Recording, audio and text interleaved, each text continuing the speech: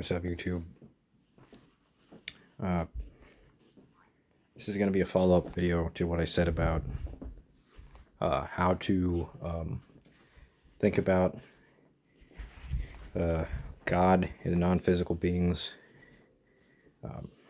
And I know that most recently I tried to say that God, would never create things if the cost of it was that things had to suffer, which is pretty much what the cost of things existing is that things have to suffer.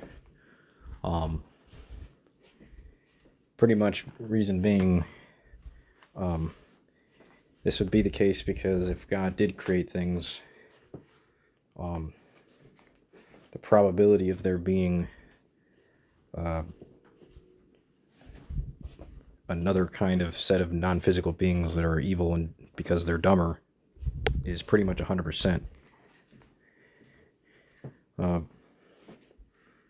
So then whatever he would create, these beings would want to corrupt, or rather would want to have become evil. So because of that, God actually would not be the one that has created things. Now, the problem with my previous explanation about this is that there was a contradiction that I overlooked that I asserted is true, which in the story, which is that God decided to create things even though he already knows that it's not worth it to create things.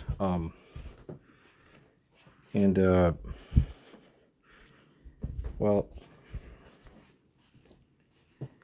this is why my new explanation is that was wrong, and if anything, the reason why things exist is not because God created things, it's because things just miraculously began to exist because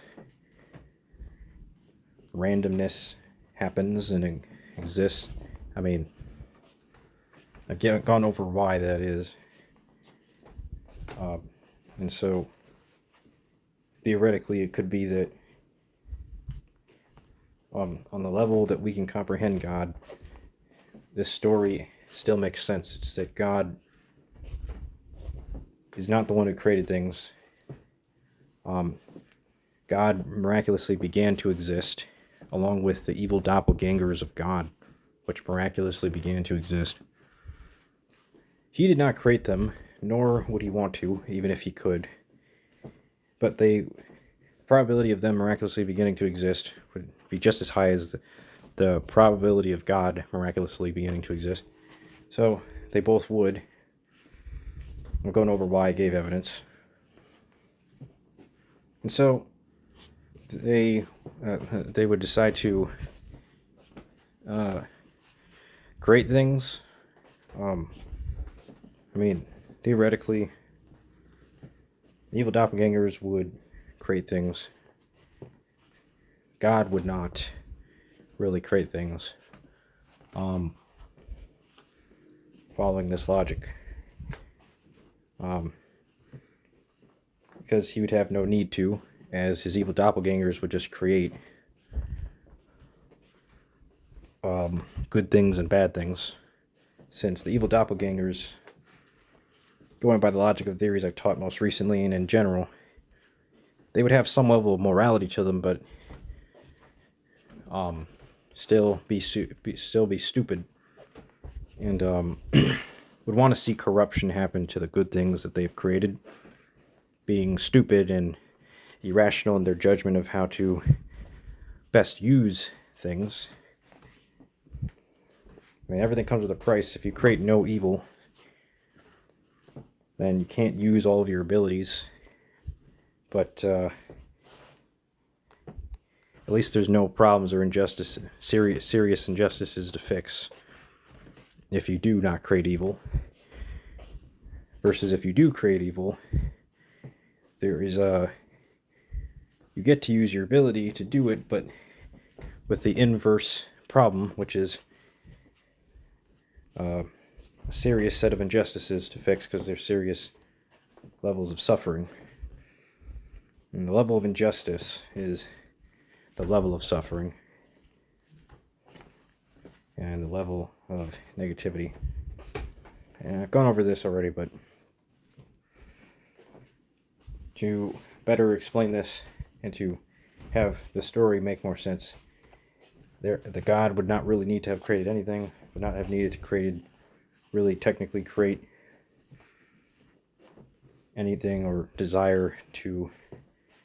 I mean, the God would be more like indirectly responsible for good and evil, but not directly responsible, whereas the evil gods would be directly responsible for such things occurring, you could say. It's either that, or neither God or the evil doppelgangers would create anything, you could say, but somehow the evil things just miraculously manifested into the universe, which came miraculously in the first place. It seems to be more likely, though, that the mere desires of the evil doppelgangers would generate evil, as it seems that non-physical beings are able to manifest things to happen just by merely desiring them to happen. I believe this is also the case with physical beings, because they are pretty much proportionately powerful to their non-physical counterparts. And as I've said for a long time, everything I'm talking about is paradoxes, which defy logic anyway, so it's believable. So therefore, it's most likely the case that evil would just manifest. Evil non-physical doppelganger gods would manifest as evil without there being any desire on anybody's part for them to start off existing evil. So no one desired them to be that way. They just started to exist, and when they did, they were just already that way. So there's not an infinite regress of desire at all.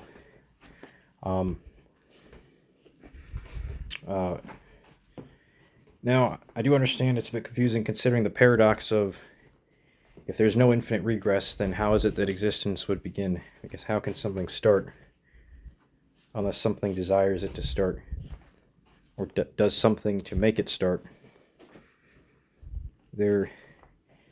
So on one side of the story that makes sense in one way, you at least have it that there's a beginning to these doppelgangers that just started to exist as evil, and there's no real thing making them start to do so. They just began, and there's no explanation or any way to comprehend how, or not because there's no how. They just do. If there's no how, you can't comprehend a how to what happened.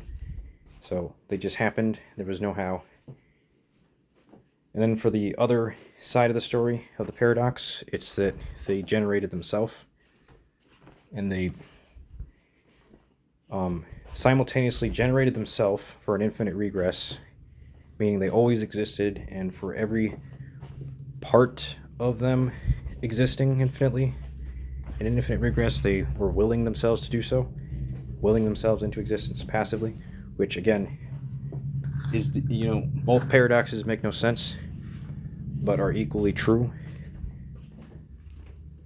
because they both have something that the other lacks in terms of validity. So it just doesn't make sense. But either way, because that's what it is, it can safely be said that it can safely be said that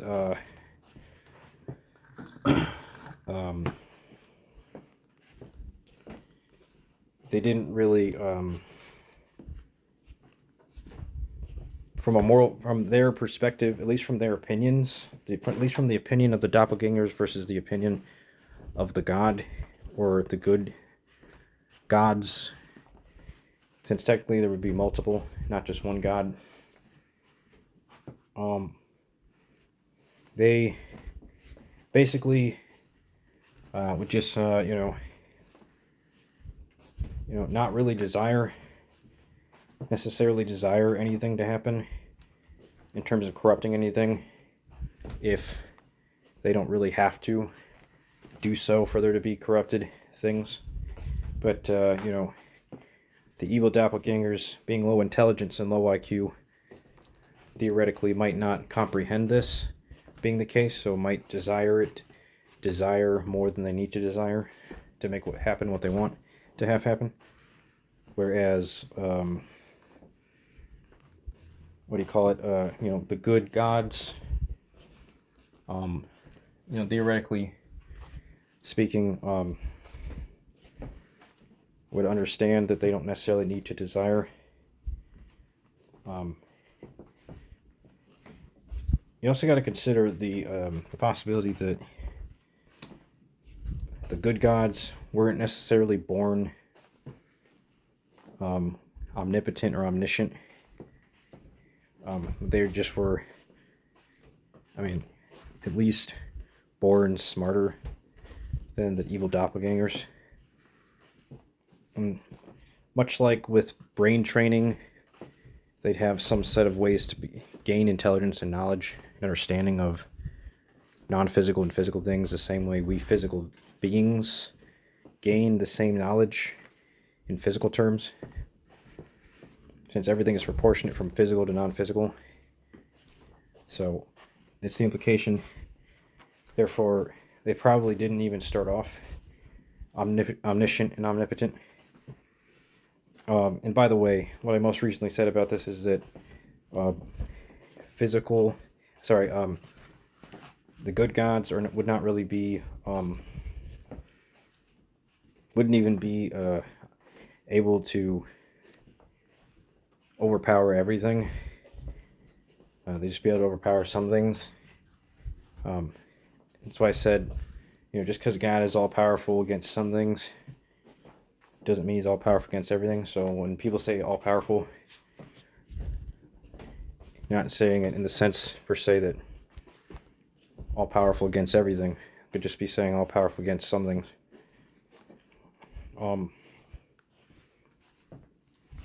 All powerful against everything is more of a paradox that we can't fully comprehend, and is a different side of God, I would say, or a different side of all of this that we can't, like I said, we can't really fully comprehend. For the side of this that makes more sense, there is still some kind of coherent story where it's just the clashing desires, clashing levels of experience, and clashing opinions because of those things. Now, it's very hard to tell what these starting conditions were for these beings, considering there's so many similar forces causing the similar things to happen at the same time. It's hard to tell which one is doing what and to what extent and how. But technically, what I went over shows that, again, some things just happen miraculously, and it's just not through desire, but it's just things that just happen. Desires did not come from desires. Like the first desires that began to exist in existence, and even in an infinite regress of desires, would not really be caused by desires. For one side of the paradox, it wouldn't be caused by desires. It would just there'd just be desires that just begin. And for the other side of it, it's these beings that have their own desires, and will use them to desire themselves to become certain things. And for other beings to become certain things in relation to that. technically, this means that you have clashing desires, but which wish will be granted, because wishes are just desires. And it's like, I think the desires can negate each other. So if two people wish for something to happen, and they're opposite wishes, and it's only those two people, and it's done at the same time, then they'll negate. So it's the timing, and it's also how many people are wishing for it. And I think there would be just as many evil, non-physical doppelgangers as there would be benevolent, non-physical beings. So a lot of their desires, I think, would just negate each other. But at the same time, not really, because I think that a lot of there's as many of each other on each side, but a lot of the dumb, non-physical doppelgangers are the dumbest ones, are unable to know what desire is because they're just too stupid to understand it. So they wouldn't necessarily desire anything that's that effective in controlling what would happen to other non-physical beings or physical beings. But technically, like some of them would be so dumb that they'd be like the equivalent of a physical infant, but just non-physical. But you can be an infant and desire something to happen that can cause collateral damages of negative events. Infants can desire something negative to happen, which can make another negative thing happen in a domino effect to make something really negative happen. So,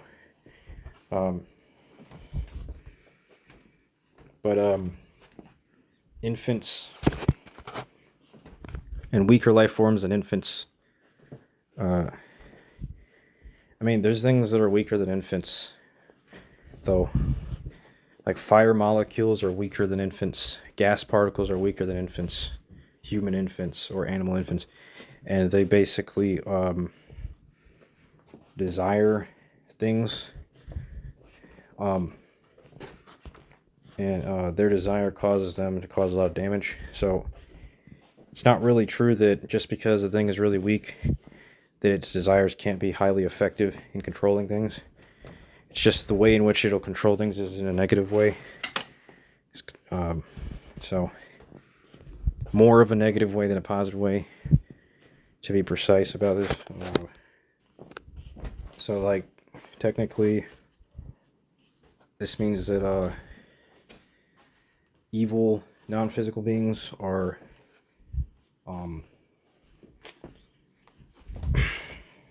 still either way, even if this was the case, there's still just as many on both sides of good and evil non-physical beings. So all their wills would just negate. If that even, like I said, if that even happened, it wouldn't make a difference, because there would still be evil to begin to manifest anyway, because evil manifested without any desires in the first place, as I said. So some evil just comes and happens miraculously. There's no one has to wish for a desire, even when others are wishing, desiring evil or not. So therefore, I think that in a lot of ways, a lot of beings would desire things that would negate with each other, but potentially, yeah, it doesn't really. So yeah, like all these beings would probably, every being would be desiring things, either out of lack of awareness of how effective certain desires are in the non-physical and physical realm, or because they actually do know, and it's actually more effective for certain activities to desire things, to manifest them, they're excluded from that first thing that I said. So therefore,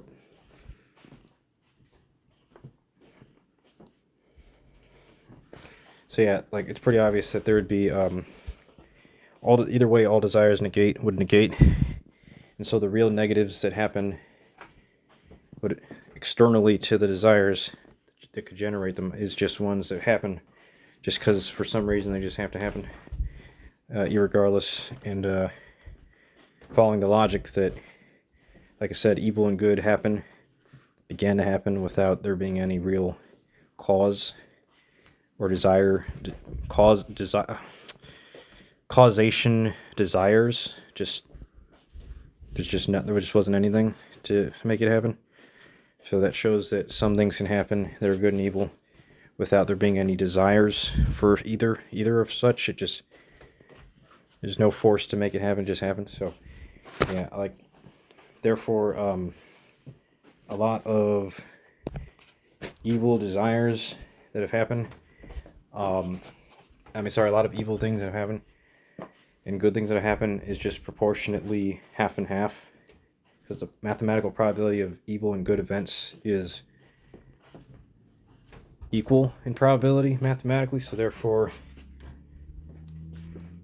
that's the real reason. So it's not actually that God created anything, even if God wanted to create things when he was desiring it.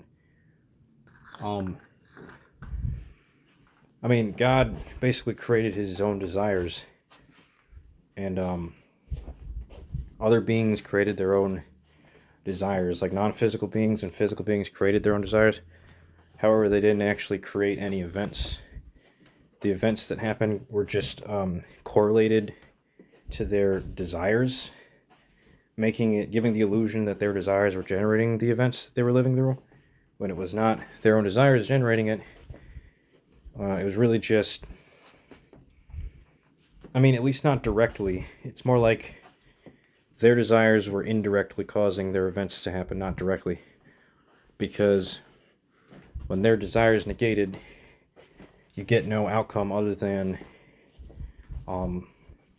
whatever other forces whatever other things could be causing events to happen.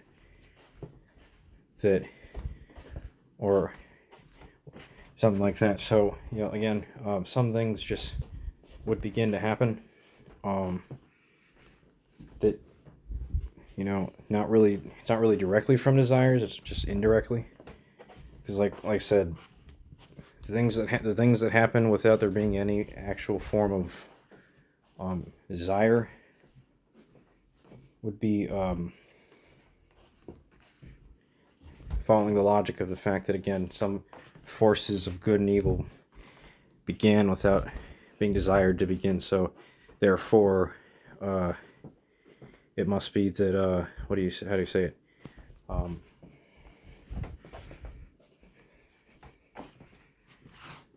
I said, for the side of the paradox where physical and non-physical beings began to exist without anybody desiring the two, you can try to say that the non-physical beings time traveled to before they existed, but that doesn't make any sense by math. So the real reason why events that happen is not really directly non-physical or physical beings, but more indirectly because of them. And then the other part of it is just not really a force, it's just random things that just happen. So which is really confusing, because a lot of things are happening, but a lot of things that are happening when the things that are happening don't make sense or make complete sense. So it's just really confusing, but that's basically the explanation of why. So if that's the case, it's much more assuring to anybody who could believe my arguments, which there are some people, that existence will not be like fully taken over by evil non-physical and evil physical beings forever, because if the amount of good physical and good non-physical beings was outnumbered by the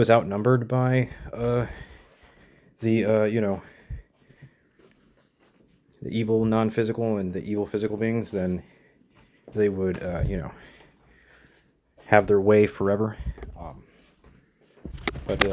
Yeah. So therefore, it's pretty much just a game of numbers, really. I mean, and yeah, I mean, like, pretty much, even if there was more physical good and more non-physical good than the non-physical counterparts of those two, there would still be a way for there would still have to be some way by which what would manifest is, for some reason, non-physical evil and physical evil would keep on manifesting anyway. So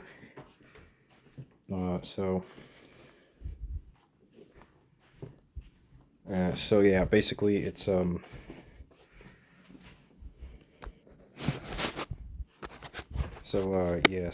basically what will happen to things, in other words, is not really because of anything. And so what things will be or have been or become, who really knows what they are, I guess, is what this shows, or what they've been or what they're going to be. Now, that's for one side of the paradox. The other side of the paradox is that things become and have been and will be based on actual coherent desires that actually make sense, or some level of sense on a spectrum of logic that is everlasting, of course, into eternity. But and yet the fact that simultaneously both things are true just goes to show that not only can you know what things are, but you also just can't know what they are. I mean, you can know some of what they are, but you can't know necessarily everything that they are, I guess, is the better way to put it. Because you know that they have to at least be physical and non-physical, have to have some set of attributes that are describable and coherent, but you don't know which of the ones that they could be or they really are. Because anything could be an illusion by this logic, and you can't really necessarily tell. But the confusion to this comes from the fact that, again, as true as that is, it's also completely false, because the origins of God and the other forces has a paradox to it that I already went over that makes it, both of these things simultaneously true. Both of these explanations simultaneously likely, just as likely as the other. So it just has to result in what can only be described as